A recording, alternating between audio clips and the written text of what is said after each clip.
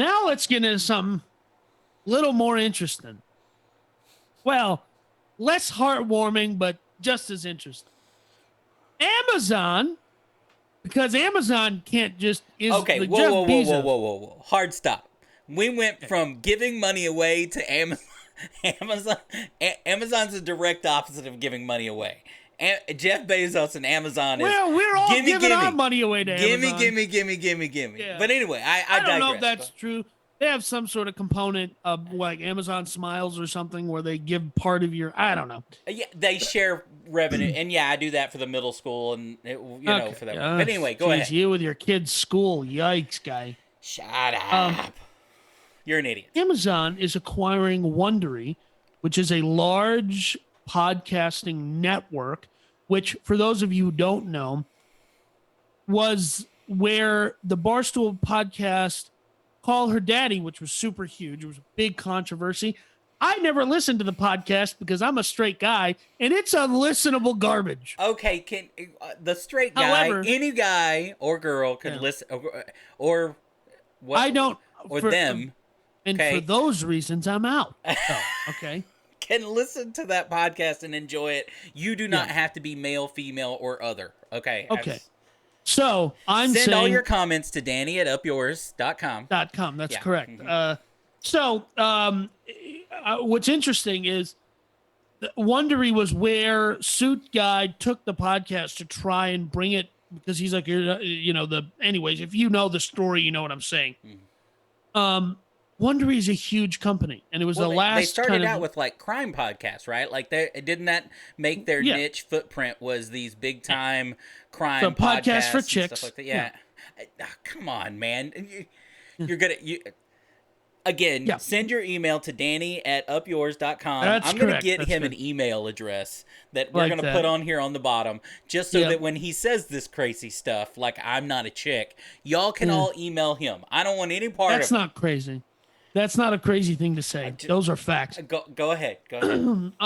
So they're trying to turn Audible into, which is their audiobook platform. Yeah. They're trying to turn their audiobook platform, Audible, into a podcast platform. And that's what this turn. I think in addition to, right? I mean, I think they're trying to, because you're already there listening to something, right? Right. And David Spade, which is really interesting, David Spade put out a audiobook that, like, I don't think there was a written version first. I think there was just an audiobook, and it was exclusive to Audible. Well, that's really interesting. Exclusive seems to be this future, right? You had Joe Rogan go over to Spotify, right? And you have these deals. Pat McAfee, if you're a sports guy, his podcast went over to Sirius XM, right? On Mad Dog Sports Radio, right? You have these people. He did? Oh, absolutely. He got out of he couldn't handle. You got a sports guy, right? He likes to cuss every now and then, that kind of stuff. FCC radio wasn't where he needed to be. You go over to Sirius XM. Pat McAfee was at radio? Oh, I didn't know he was on radio. He got a small radio show for a little while, and it didn't work because it just didn't fit, right? You got sports guys, you've got football players and different stuff like that do interviews. They want to talk more commonly than you would on a radio show, talk about things you're not supposed to talk about. Anyway, the point is that, and apps are this way too, right? Netflix, right? Hulu, CBS All Access. That's where unique marketing is, where all of these separate themselves, right? Netflix taught us that if you have unique shows, that people will find you if they like that show, and then they'll stay for everything else. So I just think that it's interesting, and here's why. I know Spotify recently scooped up a different company. I forget what that one is. They last year, who I think they're a future sponsor of ours, Anchor. If you're only listening to the audio, it's distributed via Anchor. Spotify had acquired them. I think we're getting to a point where this is becoming a large enough space, podcasting is, and it's diverse enough that these huge companies are spending fortunes. Right now, Amazon is running a contest until the 18th of January, 2021, where if you have a episodic style podcast that really does fit into that, how Wondery would do things. Sure. the true crime, that kind of thing, they will give you $10,000 to, and that's if you win the contest or you get accepted into the program, what have you. To develop it and market it and that. Look, and what they're trying to do is they're trying to get people to submit ideas and content and that kind of stuff. But here's the deal. Look, here's what I find interesting about this story is not only is Amazon trying to eat up just everything, right? I mean, but you're talking about their offer. The rumors of their offer at this point is $300 million. Now, let me tell you why that's important. The last round, you're talking about the very last large independent podcasting company out there that the last round that had to this point has been 100% supported by venture capitalists, right? Right. They've taken no big money from a big company like Amazon or anybody else, right? It's all been venture capitalists. The last time they did a round of raising money was last year in 2019. Well, year before last now, right? But mid 2019, and at that point, their company, when they went around asking for money, was estimated to be worth about $100 million. So you're talking about 18 months later, and that evaluation has tripled. Yeah. Well, I just think that it's because I was correct. I just looked this up to be sure. Spotify acquired The Ringer, Gimlet Media, which Gimlet was similar in the sense that it was a podcast producer, right? Mm-hmm. Anchor, which was more of a tech app, and and Parcast. Spotify just acquired all of those, right? Right. And so Spotify is now becoming standalone, like juggernaut. It's becoming, the FANG companies, as they're often referred to. It's starting to get up there because it was competing in which was strictly music space, but became just audio in general and now video because they do video. That they bring the Joe Rogan video on, which their app is not as good as YouTube, but hey, it's a natural expansion though, right? Like they're just and all of these in that way are trying. YouTube keeps trying to get into the TV industry, right? They tried having their own unique, TV shows type things with some of the creators and stuff like that, and it didn't do great. But they're going to continue to try and expand because that's you expand or you die, right? There's no third direction. So they're all trying different things. But when you're talking about, again, evaluation, $300 million, you're talking about a company. I don't always understand the way these big time company evaluations work, because you're talking about a company, and I looked this up because, again, I'm a math nerd. I'm a data nerd, right? Right. And when I'm sitting here, you're going, okay, and wait a minute. You're a general nerd as well. Well, yeah, I'm a general nerd as well, but I'm a data nerd. You're talking about a company that Amazon's willing to offer $300 million for a company that in 2021 is only slated to make just under $40 million. Right. Yeah, but he also... and wasn't profitable in 2019. Yeah. So, but here's the thing. Jeff Bezos gave his ex-wife now a couple $100 billion just to go away. So you think he cares about $300 million? Well, he doesn't. But it's irrelevant.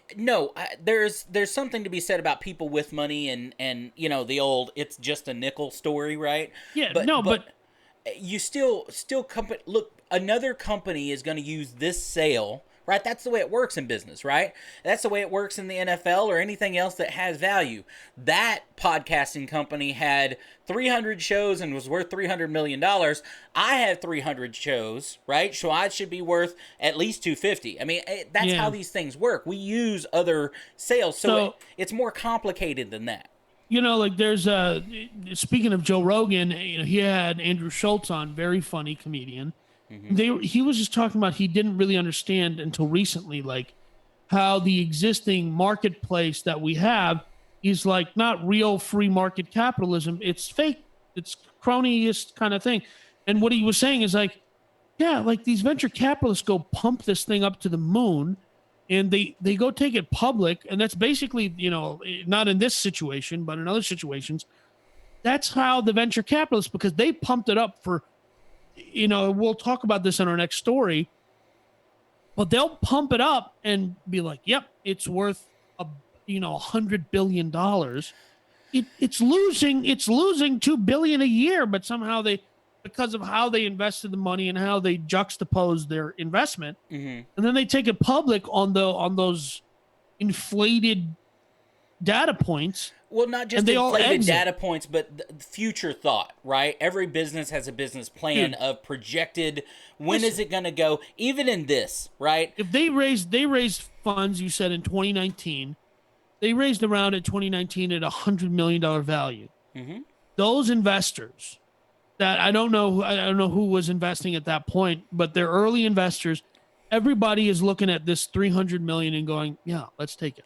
Well, because they have venture capitalists, right? A venture capitalist that gave them, let's say, $100,000, 18 months ago, tripled their investment, right?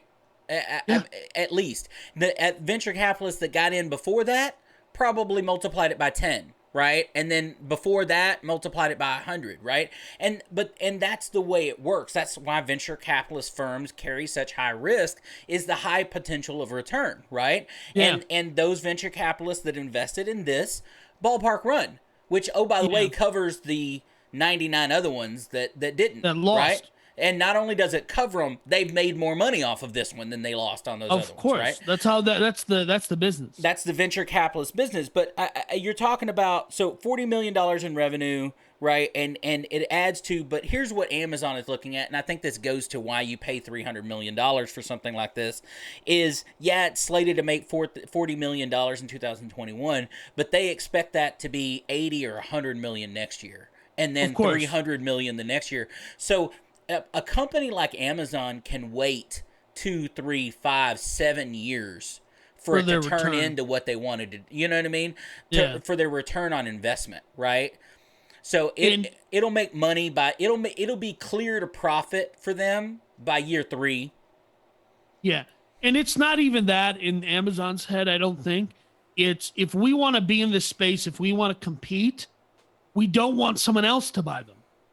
Well, right? Or you look, we all know this. When you get to a certain size, large businesses, and this doesn't apply to most businesses, right? Most businesses, something like 75% of all businesses in the United States are medium to small businesses, right? It's a very small percentage that is large businesses like the Amazons and stuff like that. And right. I think that when you get to Amazon and stuff like that, you're talking about like 5%. Those are mega-sized businesses. When you get to even large-scale businesses, it becomes cheaper for you to acquire than it is to build from scratch, right? Right. So Amazon is not going to go out, because they've seen this over and over and over again. Facebook tried this back in the day before they acquired Instagram and stuff like that. They try to adapt and add to, and something doesn't work out, right? And then they just drop it. So it's easy to acquire a technology, acquire people that know what the hell they're doing with that technology, right? Than it is to develop. And that's all Amazon's doing here is Audible. It fits great with podcasting. Both people are listening on their phones, right? Yeah. Let's go out and acquire somebody that knows what the hell they're doing. Let's keep the higher level people on, right, that know what they're doing, and then just keep right on rolling. Yep. And listen, Audible already has a subscription type model, and so it's not unreasonable to think that fits in with Wondery's, thought process on how they're going to continue to grow and how they're going to continue to be a revenue generating business. Well, and Wondery picks up too. What does Wondery pick up? They pick up Amazon's marketing and artificial intelligence marketing, right? Where anybody that buys a product that, let's say my wife, for example, is part of Amazon Prime's book thing, right? She reads like crazy. She's an insane reader, right? But if she picks up a crime, she have the time. Oh God, she reads so fast. It's insane, right? Okay. Anyway, but if she was to go after this, you know what I mean, inclusion or whatever, and they plug everything into Amazon, if she goes and buys a crime novel of some sort, you think she's not going to start getting ads of crime podcasts and this kind of stuff? So Wondery gets to come in, and not only maybe their 40 million estimate for this year was obviously before Amazon bought them, maybe that doubles or triples right away just because you're adding in the marketing capabilities, the programming capabilities of Amazon, right, on their platform. So they're getting the people that hopefully Wondery was one of those companies that let their employees share in the ownership of that, and they're getting paid too. That's what I always hope when I see these smaller companies get bought by these mega scooped companies. Up by big companies is some of their first employees the people are involved get paid, right? Because that's really what I hope is the case. Now that may be optimistic of me. I think this is. Listen, we started a podcast. This is a podcast. It is. I mean, so we have I certainly have lofty goals for this business. I mean, but I just think it's. Here's what I love about it as a millennial. I love that something that didn't exist when I was a kid exists now. And if you go to one of my parents or one of my aunts or uncles and go, yeah, there's somebody making, I think Joe Rogan's prior to his deal with Spotify, $75,000 an episode, where he just gets high and talks with his buddies about, and that's fine. That's totally fine because we're consuming it. And if you go tell them that, they'll be like, yeah, that's not real, kid. You need a real job where you sit in an office. And I'm like, nah, I'm going to sit in my great-grandmother's basement that is flooded. And I'm going to talk about businesses doing dumb things. But if you are not, we will link in our show notes the link to that Audible deal where they're running a contest to see if you can get sponsored by them for $10,000 to get set up. And if that's your deal, and I read through kind of some of the terms and conditions earlier today about that to kind of get into what they're trying to look. If you are thinking about starting, they are willing to look at content, whether you have an idea, whether you're existing, whether you've been around for 10 years, all of those people, they're saying, hey, bring it on. So if you've got an idea and you're putting it out there, man, put your name in there. Fill out the paperwork. You got nothing to lose. You got nothing to lose. And, worst case scenario, that you do win and Amazon tells you that it's not going to work. I mean, after putting some money in. And I don't know how it works, but it's assuming they give you the $10,000 and it's yours to keep, and you just go on with maybe you just put it out on your own, Either way, it doesn't matter. Right? Get your $10,000 and go on about your business.